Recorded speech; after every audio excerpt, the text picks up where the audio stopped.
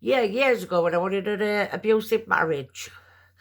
My sister-in-law, what I had at the time, I couldn't stand her. She was well clever. And one day, my husband at the time and his brother ended up having this fight. 12 minutes. Need to clear some memory out of my phone. They had this fight, and one were in one garden and one were in other. And they were at it nail and tongue with sticks and planks. And then my husband at the time was walking down one path. And, oh no, my husband at the time whacked his brother right head, and his brother went straight to his knees. And it was like, oh, anyway, they got up the wall, fainting all over. But that caused a rift between me and his wife. And then one night we all went out, and my husband's mum lived near us because we lived at Barnsley and she lived near us.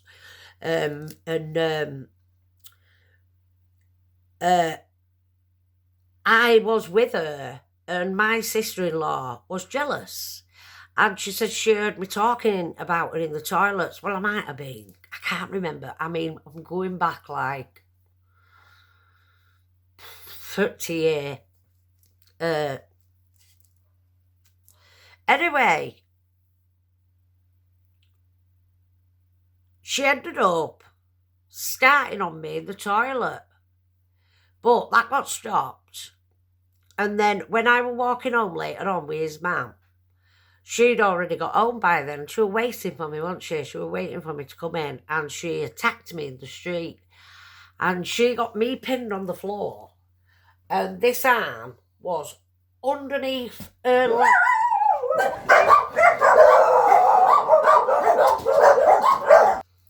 I'm here. Sorry, I was talking to someone. Yeah, anyway, this lass was waiting for me, and she got me pinned on the floor. And how she had my arms, she weren't kneeling on me, but she had like one arm round the back somehow, and other she was kneeling on, and she got my head, right, and she was banging it on the floor and punching me in the face, and I was drunk, and I couldn't move. I could not move. And she was banging and banging and banging, and one of our kids bit somebody else's kids. They were really little, you know what I mean, under 5. And she was smacking me for that. And that's for your so-and-so biting so-and-so.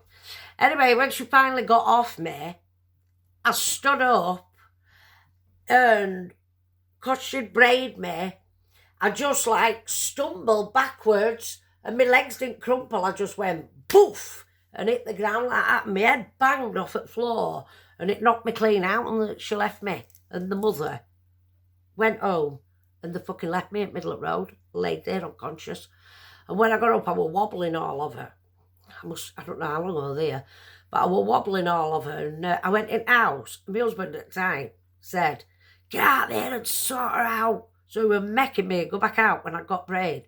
So I did a running and got headed for a few hours because I was scared to go home because I knew he was going to crack me. But I suffered with delayed shock after that. And I started shaking and getting anxiety and stuff. But from that day on, I said, because I've been getting braid off him, I said, I will never, ever let anybody smack me again, especially a man, and I never have. So all I do is stick up for myself, because I used to get bullied a lot.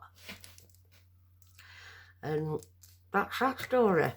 And the woman in question, she was so nasty. So nasty. I was quite scared of her after that.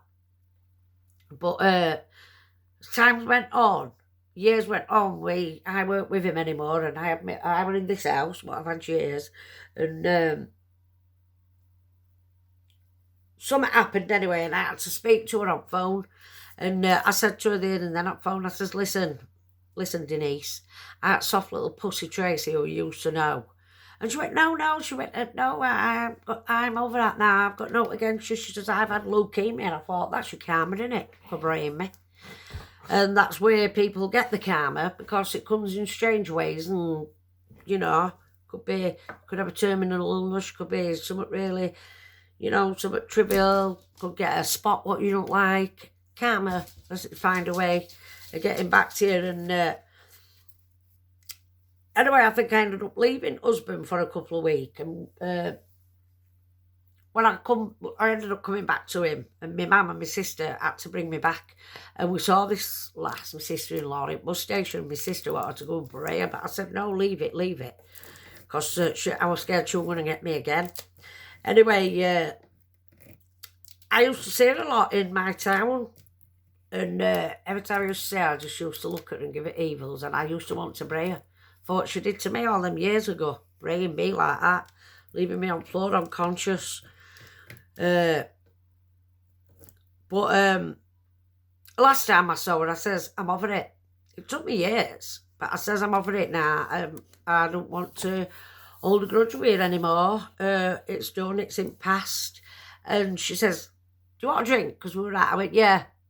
So I thought, here we go. Double vodka and coke, please. And she bought me one. I think she bought me two. But I held a grudge with her forever. That's what I'm like. I think I was an elephant in my last life because I don't let things drop. I do now. I was about back in the day when I was a complete nutter, when I was a drinker, but now I won't dream of, going up and punching somebody or out like that. Argue, yeah, and I can shout like best of them and argue with best of them. I'm really good at arguing, even though I say so myself, but not fighting. But if somebody comes up and punches me, I'm not going to stand there, am I? Nobody in the right mind would.